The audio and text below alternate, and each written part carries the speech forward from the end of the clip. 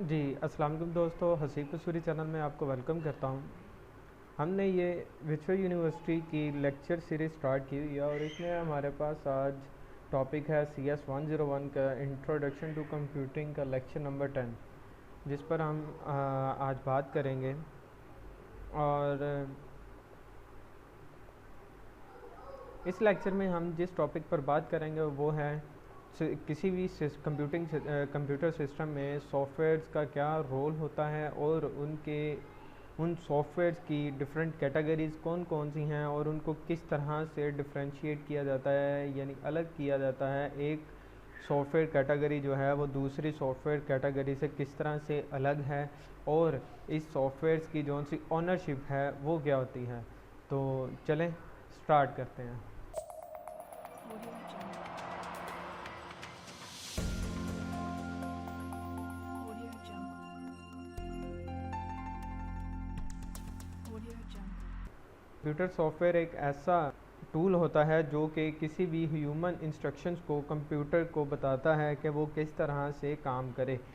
तो सबसे पहले हमें इस बात को जानना होगा कि कंप्यूटर जो है वो किस तरह से काम करता है। तो कंप्यूटर जो है ये बेसिकली मशीन लैंग्वेज पर काम करता है, इसको ह्यूमन लैंग्वेज बिल्कुल समझ नहीं आती।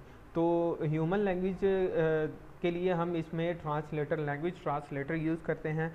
और लैंग्वेज ट्रांसलेटर क्या करता है, ये ह्यूमन जो सी लैंग्वेज होती है, यानी कि हमारी जो आम ज़ुबान होती है, वो लैंग्वेज को ये ट्रांसलेट करता है मशीन लैंग्वेज में और उस मशीन लैंग्वेज को कंप्यूटर के लिए आसानी पैदा कर देता है, जिसकी वजह से कंप्यूटर जो है वो डिफरेंट किस्म के टास्क परफॉर्म कर सकता है। किसी भी सॉफ्टवेयर डेवलपमेंट के लिए जो हमारे पास प्रोसेस होता है वो इस तरह से चलता है कि सबसे पहले हम किसी भी कॉन्सेप्ट पर बात करते हैं कि ये कॉन्सेप्ट, फॉर एग्जांपल, जब भी ये जो कि हमारे पास वर्ड का माइक्रोसॉफ्ट वर्ड है, ये बेसिकली एक नोट पैड के तौर पर इस्तेमाल फॉर एग्जांपल हम करते हैं इसको। तो उसके लिए हमारे पास सबसे पहले कॉन्सेप्ट आता है कि मेरे पास कोई ऐसा सॉफ्टवेयर होना चाहिए जो कि मुझे किसी भी किस्म को राइट डाउन करने के लिए या नोट्स तैयार करने के लिए या पेपर प्रेपरेशन के लिए आप नोट्स उसमें लिखना स्टार्ट कर देते हो। तो वो क्या है, सबसे पहले आपका एक कॉन्सेप्ट होता है कि मुझे एक ऐसा टूल चाहिए, ठीक है। तो उसके मुताबिक आपके पास सबसे पहले कॉन्सेप्ट आता है जो कि सबसे पहला स्टेप है।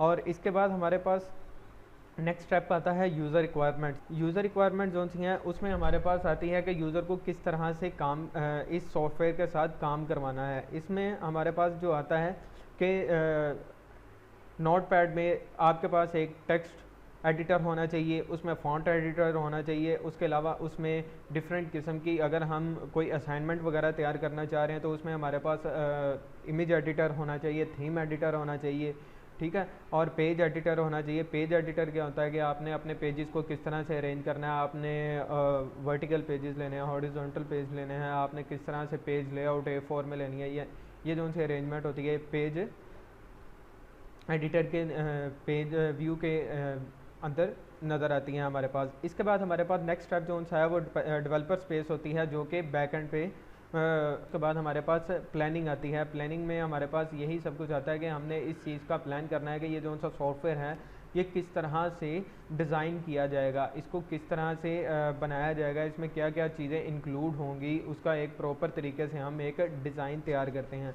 प्लान तैयार करते हैं और प्लान तैयार करने के बाद हमारे पास डिज़ाइन फेज़ आता है। डिज़ाइन फेज़ में हमारे पास किसी भी चीज़ जो सॉफ्टवेयर है उसका एक हम प्रोटोटाइप तैयार करते हैं और उसके बाद हमारी इम्प्लीमेंटेशन स्टेज आ जाती है जो कि हमारे किसी भी सॉफ्टवेयर डेवलपमेंट प्रोसेस की लास्ट स्टेज होती है। इसके बाद हमारे पास आती हैं सॉफ्टवेयर्स की टाइप। सॉफ्टवेयर कौन से हैं, ये बेसिकली दो तरह के होते हैं, सिस्टम सॉफ्टवेयर और एप्लीकेशन सॉफ्टवेयर। सिस्टम सॉफ्टवेयर जो से हैं ये बेसिकली किसी भी हार्डवेयर को कंप्यूटर हार्डवेयर को कनेक्ट करते हैं कंप्यूटर के साथ और उसके ज़रिए जो सी उसकी डिफरेंट टास्क होते हैं उस हार्डवेयर से रिलेटेड उसको असाइन करने में ये सॉफ्टवेयर सिस्टम सॉफ्टवेयर उसको मदद फ्राहम करता है। फॉर एग्जांपल अगर आपने कोई डीवीडी रूम लगाया तो डीवीडी रूम जो सा है ये बेसिकली डीवीडी को रीड करता है और राइट करता है। तो ये बेसिकली जब भी आप डीवीडी रूम अटैच करते हो तो सिस्टम सॉफ्टवेयर जो सा है ये उस डीवीडी रूम को एक्सेस करेगा और उससे रिलेटेड जो से टास्क होंगे वो कंप्यूटर को बताएगा कि ये जो सा है डिवाइस जो अटैच हुई है इस डिवाइस में ये टास्क हम परफॉर्म कर सकते हैं। तो उसके मुताबिक वो आपको सिस्टम सॉफ्टवेयर जो है वो एक इंटरफेस शो करवा देगा। इसमें हमारे पास जो सी एग्जांपल्स हैं वो हैं कि हम इसके ज़रिए सिस्टम सॉफ्टवेयर के ज़रिए हम रेंडरिंग सिस्टम बना सकते हैं, डिवाइस ड्राइवर्स होते हैं, compiler, assembler, linker and utilities, ठीक। और इसमें इसके बाद हमारे पास एप्लीकेशन सॉफ्टवेयर ऐसे सॉफ्टवेयर्स होते हैं जो कि किसी भी यूज़र की रिक्वायरमेंट को पूरा करने के लिए एडिशनल होते हैं। ये सिस्टम की ज़रूरियात नहीं होती बल्कि ये किसी भी यूज़र की ज़रूरियात को पूरा करने के लिए इस्तेमाल किए जाते हैं। जैसे कि एक कंपनी में काम करता है तो क्लर्क के लिए सबसे इम्पॉर्टेंट चीज़ जो होगी वो किसी भी किस्म का टेक्स्ट एडिटर होगा। तो ये क्या है, एक एप्लीकेशन सॉफ्टवेयर है।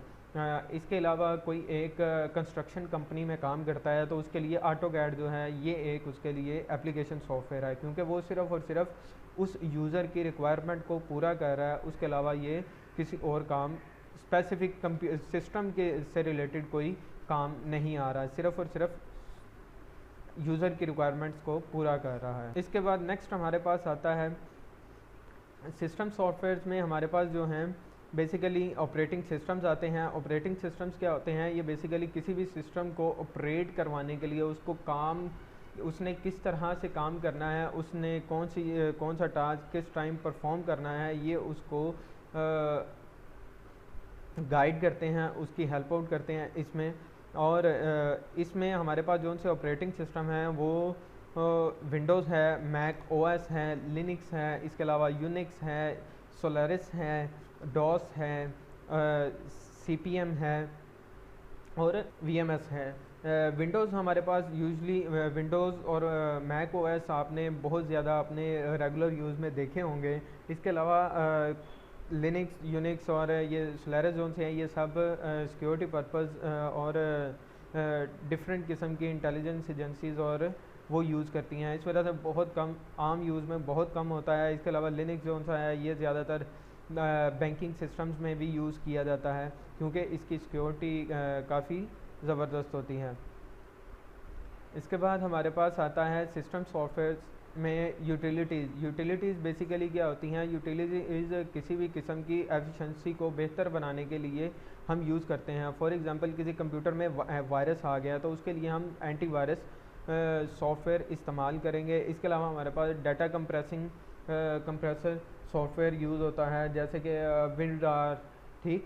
और इसके बाद हमारे पास डिस्क ऑप्टिमाइजेशन के लिए सॉफ्टवेयर यूज़ किए जाते हैं और इसके अलावा डिस्क बैकअप के लिए भी सॉफ्टवेयर यूज़ किए जाते हैं। ये बेसिकली क्या है, ये डिफरेंट यूटिलिटीज़ हैं जो कि हमें डिफरेंट किस्म की सहूलियात फराहम करती हैं कि हम कंप्यूटर की मेंटेनेंस और मैनेजमेंट अच्छे तरीके से कर सकें, कंप्यूटर को अच्छे तरीके से मैनेज कर सकें और उसकी मेंटेनेंस कर सकें।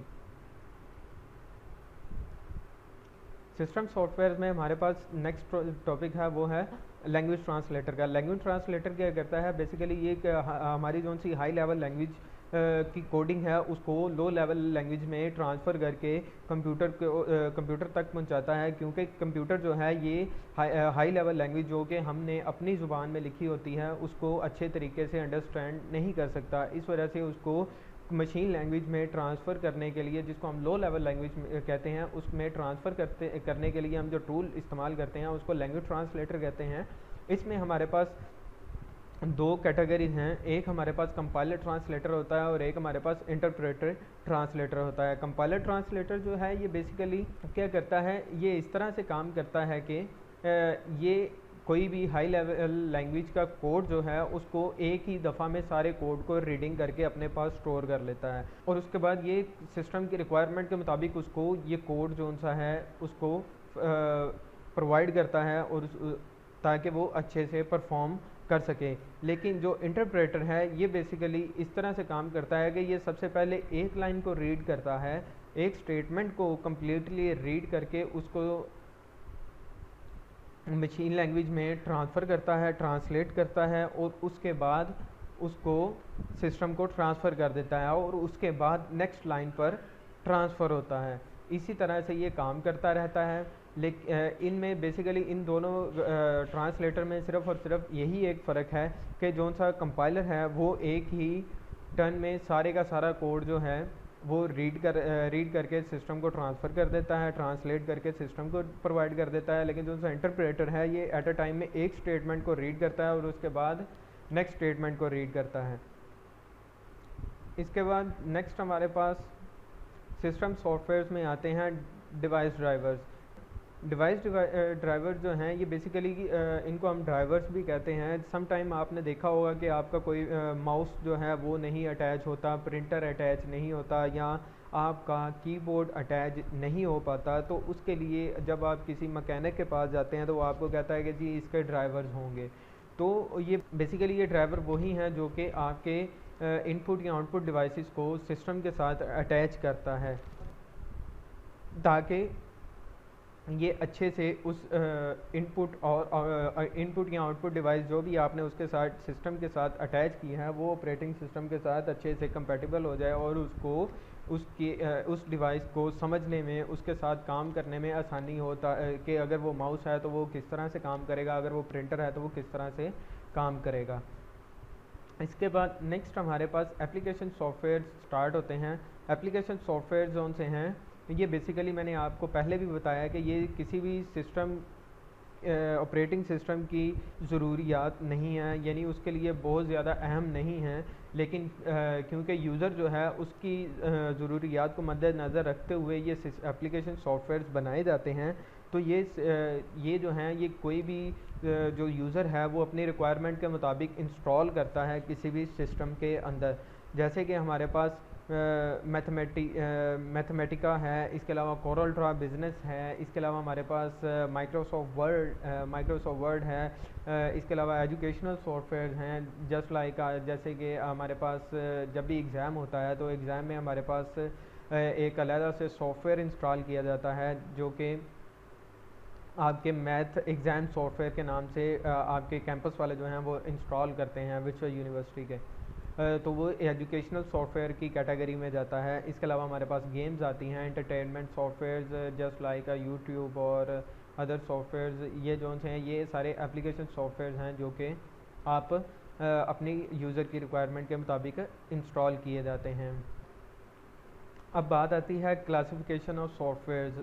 क्लासिफिकेशन ऑफ सॉफ्टवेयर्स में हमारे पास श्रिंक रैप सॉफ्टवेयर्स होते हैं और कस्टम बिल्ड सॉफ्टवेयर्स होते हैं। श्रिंक रैप क्या होता है, ये बेसिकली एक इसी तरह से सॉफ्टवेयर हैं जो कि आप किसी भी शॉप से जाकर या किसी भी फ्रेंचाइज से जाकर उस कंपनी की आप बाय करते हो और उसको यूज़ करते हो। जस्ट लाइक माइक्रोसॉफ्ट वर्ड है, ये बेसिकली आपको बाय करना पड़ता है और इसके आप स्पेसिफिक पेमेंट माइक्रोसॉफ्ट को पे करते हो और उसके बाद आपको एक रजिस्ट्रेशन की मिल जाती है जो कि आपको इस्तेमाल करने में इस सॉफ्टवेयर को इस्तेमाल करने में आसानी पैदा करती है। वरना ये कुछ इसकी जो से फंक्शंस हैं वो लॉक हो जाते हैं और ये सॉफ्टवेयर सही अच्छे से काम नहीं करता है। इसी तरह हमारे पास कोरल ड्रा है। कोरल ड्रा के बाद हमारे पास एडोब फोटोशॉप, एडोब की जितनी भी प्रोडक्ट्स हैं उनमें ज़्यादातर जो हैं वो परचेज़ करनी पड़ती हैं। तो ये जो हैं ये सॉफ्टवेयर ऐसे सॉफ्टवेयर जिनके लिए हम पे करते हैं वो श्रिंक रैप सॉफ्टवेयर में जाते हैं। कस्टम बिल्ड सॉफ्टवेयर्स ये ऐसे सॉफ्टवेयर्स होते हैं जो कि आपको किसी भी शॉप से या किसी भी फ्रेंचाइज से नहीं मिलते, ये बेसिकली आपको खुद बनवाने पड़ते हैं। फॉर एग्जांपल किसी भी फार्मेसी का सॉफ्टवेयर, किसी भी स्कूल का सॉफ्टवेयर, किसी भी हॉस्पिटल का सॉफ्टवेयर, ये सारे सॉफ्टवेयर जो से हैं ये एक स्पेसिफिक उस कंपनी के लिए बनाए जाते हैं जो कि उसको ऑर्डर करते हैं। तो ये जो हैं ये कस्टम बिल्ड में आते हैं। इसके बाद नेक्स्ट में मेरा आपके लिए एक क्वेश्चन है जो कि आप मुझे कमेंट सेक्शन में ज़रूर बताइएगा कि कोई भी सॉफ्टवेयर है ये कौन ऑन करता है। तो इसके आंसर का मैं आप इंतज़ार करूँगा। इसमें नेक्स्ट हमारे पास आती है सॉफ्टवेयर की लाइसेंस। इसमें हमारे पास 4 तरह के सॉफ्टवेयर लाइसेंस हैं। इसमें हमारे पास सिंगल यूज़र लाइसेंस है, इसमें हमारे पास मल्टी यूज़र लाइसेंस होता है, इसमें कॉन्करेंट यूज़र लाइसेंस होता है और साइट लाइसेंस होता है। इस फॉर एग्ज़ाम्पल हमारे पास माइक्रोसॉफ्ट ऑफिस है, ये बेसिकली हमारे पास सिंगल यूज़र लाइसेंस के तौर पर आता है। इसके अलावा कुछ हमारे पास सॉफ्टवेयर जैसे कोरल ड्रा, जस्ट लाइक अ कोरल ड्रा, इसमें हमारे पास वो हमसे पूछता है कि अगर आप किसी कंपनी के लिए रजिस्टर कर रहे हैं तो उसमें आपके मल्टी यूज़र आ जाते हैं। इसके अलावा कुछ हमारे पास सॉफ्टवेयर जो यूज़र लाइसेंस के तौर पर आते हैं और कुछ हमारे पास साइट लाइसेंस के तौर पर। कुछ सॉफ्टवेयर जोन से हैं वो फ्रीवेयर के तौर पर भी लोगों को दिए जाते हैं। इसमें हमारे पास जो सॉफ्टवेयर आते हैं उनमें हमारे पास लिनक्स आता है, वेब ब्राउज़र जस्ट लाइक अ क्रोम, फायरफॉक्स और इंटरनेट एक्सप्लोरर, और इसके अलावा हमारे पास और भी ऐसे सॉफ्टवेयर जो कि फ्री में इंटरनेट पर अवेलेबल हैं, जो कि किसी भी यूज़र की रिक्वायरमेंट के मुताबिक बनाए हुए होते हैं। Just like a hand brake software ये एक ऐसा सॉफ्टवेयर है जो कि किसी भी वीडियो को श्रिंक करने के लिए इस्तेमाल किया जाता है, उसकी एडिटिंग वगैरह करने के लिए इस्तेमाल किया जाता है। इसके अलावा इसमें नेक्स्ट हमारे पास आता है shareware software. Shareware software license ये एक ऐसा सॉफ्टवेयर होता है जो कि बेसिकली जिसका सोर्स कोड जो है ये एक ओपन ऑनलाइन स्पेस में रख दिया जाता है, ऑनलाइन क्लाउड में रख दिया जाता है। उसमें इसको एडिट करने की सबको इजाज़त होती है और उसमें वो अपनी रिक्वायरमेंट के मुताबिक मॉडिफिकेशन उसमें कर सकते हैं। इसमें जो सबसे हमारे पास जो एग्जांपल आती है वो गिटहब में आपने मोस्टली देखा होगा। अगर आप गिटहब यूज़र हैं तो उसमें आपको डिफरेंट किस्म के सॉफ्टवेयर के सोर्स कोड मिल जाते हैं कि आप फलां सॉफ्टवेयर है उसके सोर्स कोड में एडिशन करो और अपनी रिक्वायरमेंट के मुताबिक उसको शेयर देकर आप उसको यूज़ कर सकते हो। इसमें लाइसेंसेस में नेक्स्ट हमारे पास लाइसेंस आता है ट्रायलवेयर सॉफ्टवेयर। इसमें ट्रायलवेयर में क्या होता है कि आपको स्पेसिफिक डेज के लिए वो सॉफ्टवेयर के तमाम फंक्शन अलाउ कर दिए जाते हैं for specific days. After some days ये क्या करता है, इसका जब सेशन जो है या उसका जो सा डेज जो हैं उस लाइसेंस के वो ख़त्म होते हैं तो साथ ही उसका ये वर्जन जो सा ये लाइसेंस जो सा कैंसिल हो जाता है और उसके बाद वो आपको कहता है कि अब ये आप इसको परचेज करेंगे तब ही आप इसको इस्तेमाल कर सकते हैं।